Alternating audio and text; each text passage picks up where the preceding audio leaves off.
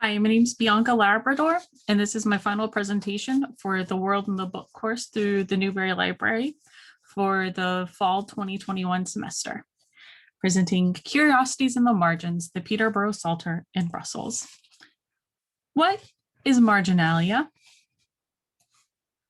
Well, according to Margot McIlwain Nishimura in her book Images in the Margins, the term has a Latin root meaning things in the margins.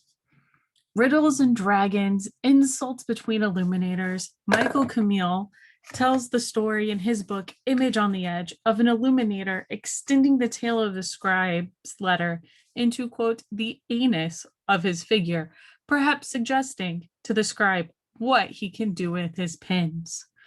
The margins are a place for riddles, dragons, insults between illuminators and scribes and other follies to run amok.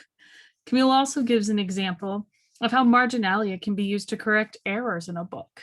In one book of ours, a construction worker was drawn into the margins, and he is shown putting a forgotten passage into place. Marginalia entertains the reader, educates the audience, illustrates religious stories, and can also upsell a book because the more illuminations in a manuscript, the more expensive the manuscript. Here's an example of some marginalia from the Percy Psalter from the fourth quarter of the 13th century.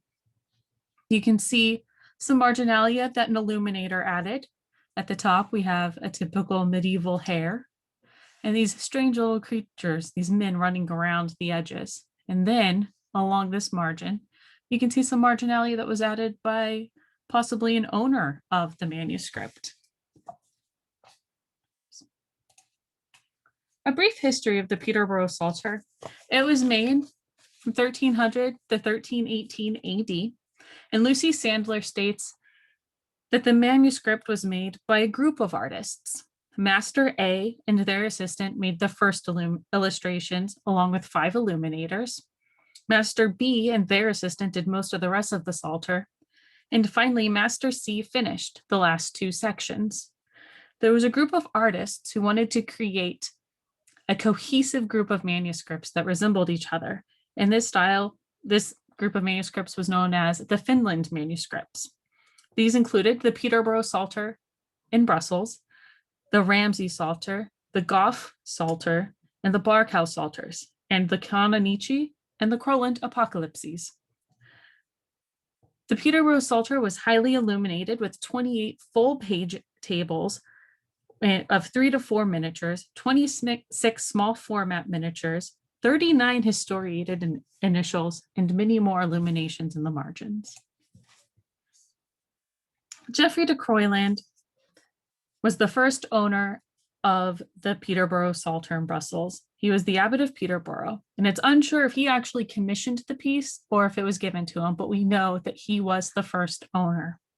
He donated it to Glossin II, the Apostolic Nuncio, and then it became the property of Pope John the 21st. After this history, it gets a little bit interesting and legendary in many ways. According to the library in Brussels, Philip the Good added his coat of arms to these miniature pages. Here at the bottom, you can see his coat of arms that was added later. In fact, you can see that it almost takes off the S at the bottom of that letter. And then Philip VI of Valois had it in his possession. It was in the Louvre until 1414, and then it traveled to the Library of Burgundy, where it stayed until it went to the National Library in Paris from 1794 to 1815. In 1815, it returned to the Library of Burgundy.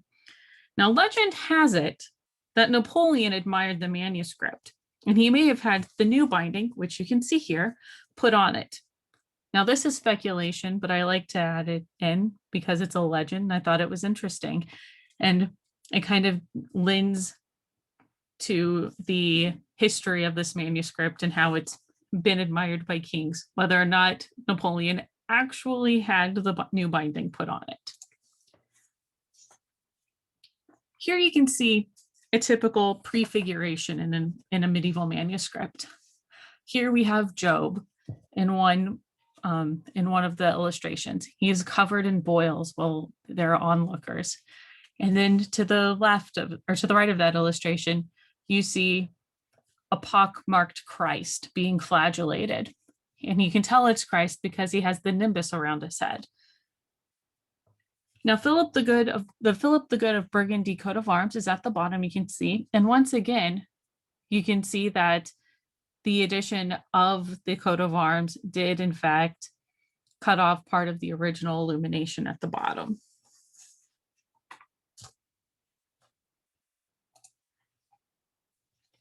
Here we have a historiated bee.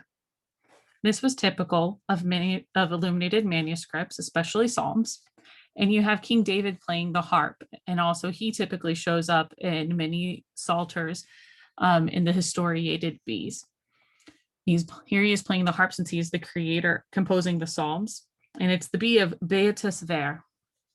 And then around the margins, we have some interesting marginalia. We have hunters. We have elk. We have a man with an axe.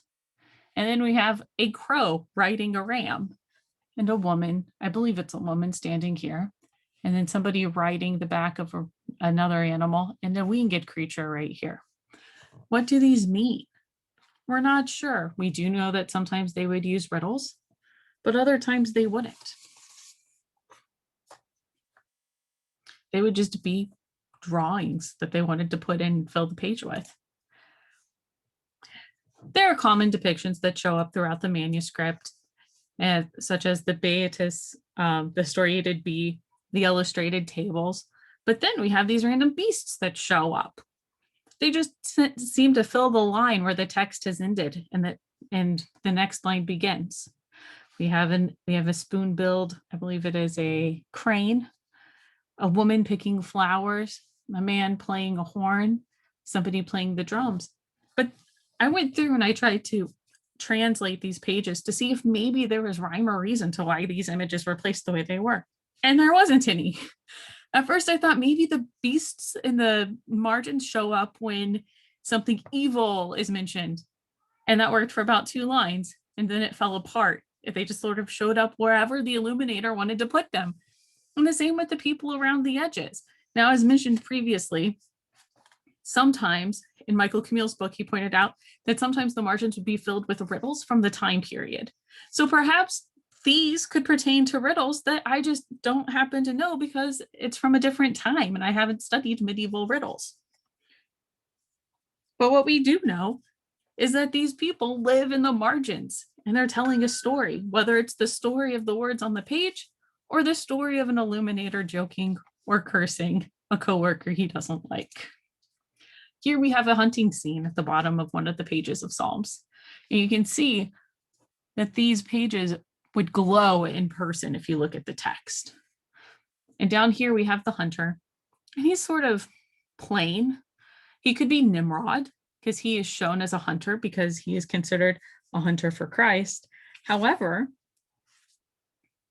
there's nothing that pertains to him necessarily in this text. It could just be that the illuminator felt like this image would go well here. And of course, we have more of the beasts filling in the text lines where the text ends, so you don't have a blank space. But as you go through the Psalter, the Peterborough illustrations start to peter out. Master C takes over, and it's pretty obvious when that happens. Well, here we have a page that has the pin flourishes and this illumination along the edge with a beautiful initial and a beast hiding in there and some beautiful leaves and pin flourishes. We don't really see beasts. We do see some ornate work to fill in the spaces where the line ends, but it just starts to get a little less impressive. Here we can compare between the 3 masters. Master A did the first part of the Psalter, which included the calendars. And here's the calendar page. It's ornate. There are some beautiful images here. And then we go to where Master B is. It's much more ornate. You can see that much more work was put in. The images start to include the beasts and the lines and people around the edges, a bit more people around the edges. But then when you get to the end of the Psalter, it's less impressive. There's one illumination on this page. Now, why does this happen? What causes this to happen? There are many different reasons why the Peterborough Psalter's illustrations dwindled. It could be that Master C just wasn't as talented as the other artists. Or it could be that they ran out of money because they spent so much of the budget illuminating the front part of the manuscript. And once they got to the end of the manuscript, they just needed to get it done and not spend as much time illuminating it because they didn't have the money. Another reason could be that the illuminators died. It wasn't unheard of for somebody illustrating a manuscript to die and somebody else to have to take over. And that other person may not be as talented or as devoted to the work as the previous illuminator. Overall, my impression of the Peterborough Psalter was that it's amazing. It's filled with creative illuminations that, while looking at the pages, causes your imagination to go wild. Whether or not you can read the Latin words on the page, you can't help but be moved by the illuminations that jump from the page.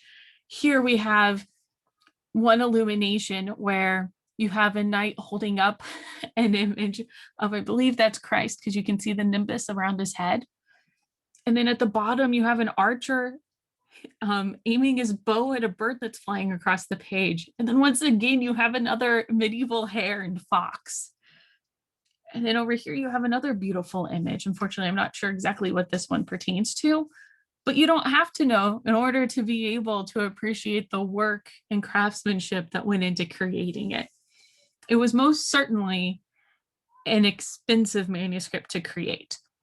As my friend Amy Miller stated, the Peterborough Psalter is the most extra of manuscripts she has ever seen. It was definitely used as a devotional, but I think it was more meant to be a show-off piece, especially since it was given to a pope. It was something where you could say, look at the money we had to create this. Aren't these pictures beautiful? So while it could have been a show-off piece in the medieval times, it's definitely that now, since it's in a museum on display and it's been digitized for viewers around the world to enjoy. Last year is my bibliography for the work on the Psalter. Oops, sorry. There we are. Thank you so much for listening to my presentation. I hope that you enjoyed learning about the Peterborough Psalter as much as I did.